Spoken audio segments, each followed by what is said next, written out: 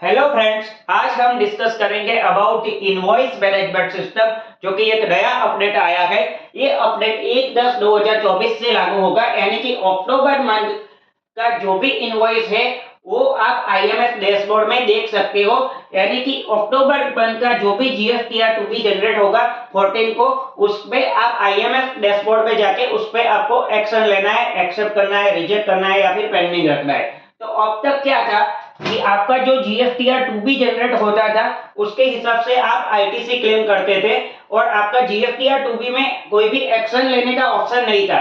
लेकिन एक आईएमएस क्या आ गया, IMS is a bridge between your GSTR 1 and GSTR two B. मतलब सप्लायर ने जीएसटीआर 1 फाइल किया, now recipient have action whether accept, reject or keep pending. On the basis of your action, GSTR 2B will be generated. You can take as many action on particular invoice till you will file your GSTR 3B. ठीक है, मतलब एक बार आपने accept कर दिया तो क्या आप रिजेक्ट कर पाएंगे? Answer is yes. You can also reject और you can also keep pending till you will file your GSTR 3B for the particular month.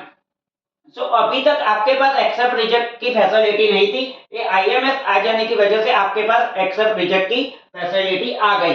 अब क्वेश्चन है आईएमएस आपको कहाँ मिलेगा? तो आपको जीएसटी पोर्टल पे लॉगिन होना है, वहां पे आपको सर्विसेज मेनू में जाना है, वहां पे रिटर्न में आपको आईएमएस डैशबोर्ड का ऑप्शन मिल जाएगा। ठीक है, अब बात करते हैं आईएमएस डैशबोर्ड में आएगा क्या। आईएमएस डैशबोर्ड में जो भी चीज जीएसटीआर 2बी में आएगी ऑन द डेट ऑफ 14, वो सारी चीजें आईएमएस डैशबोर्ड में आ जाएगी। और on each and every invoice you have the option for accept, reject and pending. जो भी इनवॉइस आप एक्सेप्ट करोगे वो आपके जीएसटीआर 2बी में चले जाएंगे और जो भी इनवॉइस आप रिजेक्ट करोगे वो आपके जीएसटीआर 2बी के पार्ट नहीं रहेंगे।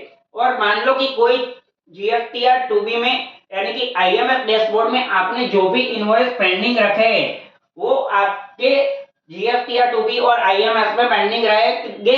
कब तक?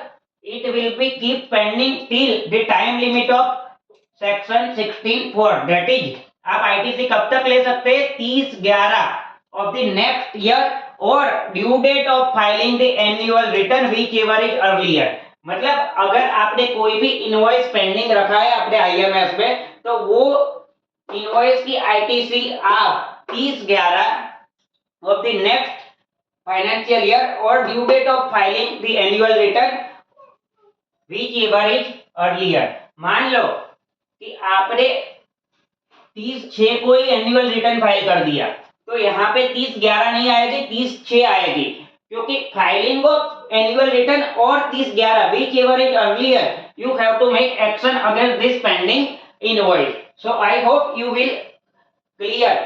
नेक्स्ट थिंग इज, अगर कोई भी इनवॉइस आपने एक्सेप्ट कर दिया उसके बाद सप्लायर वो इनवॉइस अमेंड करता है तो उसका क्या होगा? Amend invoice always replace your original invoice. ठीक है, आपने एक्सेप्ट कर दिया इनवॉइस, वो आपके 2बी में चला गया, 2बी के हिसाब से 3बी में चला गया। ठीक है, लेकिन उसके बाद अगर वो अमेंड करना है तो वो नेक्स्ट मंथ के 2बी में रिफ्लेक्ट होगा, उसके अगेंस्ट आप एक्सेप्ट रिजेक्ट का एक्शन ले पाओगे। Next thing is pending ITC already discussed.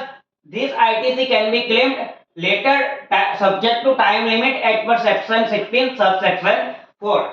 अगर मान लो कि मैंने आईएमएस चेक ही नहीं किया, ठीक है, उसके बिना मैंने 3बी फाइल कर दिया तो क्या होगा? जो भी आईएमएस में इनवॉइस आता है it will be considered as a deemed acceptance. मतलब ऐसा मान लिया जाएगा कि आपने सारे इनवॉइस आईएमएस में जो भी है वो एक्सेप्ट कर लिए है। अगर एक्शन नहीं लिया तो वो कंसीडर किया जाएगा deemed acceptance. No action that it will be converted as a deemed accept and it will automatically throw in your GSTR 2B. You have to bifurcate whether eligible or not eligible and take ITC from your 2B for the eligible invoice only. मान लो कि अगर आपने car purchase की है, ठीक है, जिस डीलर से आपने कार परचेज की है उस डीलर ने जीएसटीआर 1 फाइल कर दिया, आपका जीएसटीआर नंबर भी डाल दिया, तो वह डेफिनेटली आपके ड्राफ्ट 2B में आ जाएगा। आईएमएस डैशबोर्ड में भी आ जाएगा। अगर आप उसको एक्सेप्ट नहीं करते हो, रिजेक्ट नहीं करते हो या पेंडिंग नहीं रखते हो तो ड्यू डेट पे क्या होगा, वो डीम्ड एक्सेप्ट माना जाएगा और वो आपके टू बी में फ्लो हो जाएगा।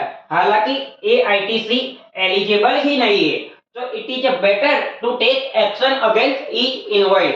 नाउ हम बात करते हैं GSTN की अपडेट। GST पोर्टल ने एक अपडेट जारी किया है कि IMS डैशबोर्ड में आपको एक्शन लेना मैंडेटरी नहीं है, it is only the advisable. Suppose you upload your file, now एक प्रॉब्लम वह भी आएगा, अगर मैंने as a supplier invoice upload किया, ठीक है, रिसिपिएंट ने वो इनवॉइस रिजेक्ट कर दिया, then I have to recheck myself why recipient has rejected this invoice and I have to amend or take necessary action. So this may be a cumbersome process, accept, reject each and every invoice. Now, in my view, it is advisable to take action as per your IMS, accept, reject and pending and not to go for deem accepted. ठीक है, अगर आपने accept reject करके जो नया to be generate होता है वो जनरेट करके उसके हिसाब से आईटीसी ली, तो जीएसटी ऑडिट एक्ट एक्स्ट्रा के केस में वो अपने आप आपका आईटीसी रजिस्टर ही बन जाएगा, आपको अलग से कोई मेंटेन करने की जरूरत नहीं होगी। It is as per my view, you can not consider this as a legal advice. Now एक चीज और आती है, मान लो आपके सप्लायर ने क्रेडिट डॉट इश्यू की, ठीक है, क्रेडिट डॉट इश्यू की, उसका मतलब क्या होगा, उसकी लायबिलिटी रिड्यूस हो गई, ठीक है, लेकिन रिसिपिएंट ने वो क्रेडिट नोट आईएमएस में से रिजेक्ट कर दी, ठीक है, सप्लायर ने लायबिलिटी रिड्यूस कर दी via issue of credit note, recipient ने वह क्रेडिट नोट आईएमएस से रिजेक्ट कर दी, तो क्या होगा उस केस में, अगर क्रेडिट नोट आईएमएस में दिख रही है, रिसिपिएंट उसको रिजेक्ट करता है, तो सप्लायर की लायबिलिटी नेक्स्ट मंथ में इंक्रीज हो जाएगी।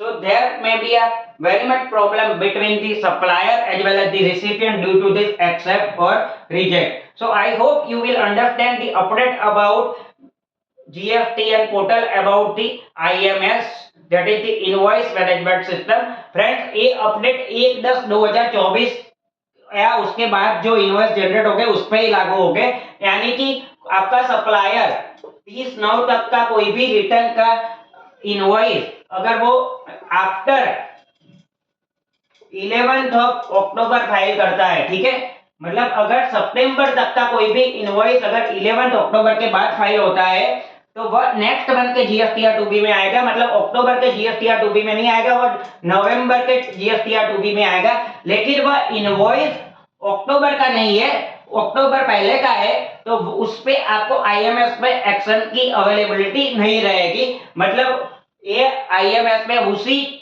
इनवॉइस पे आपको एक्शन लेने का ऑप्शन मिलेगा जो इनवॉइस 1/10 या उसके बाद जनरेट हो गए। आई hope you will understand this, thank you.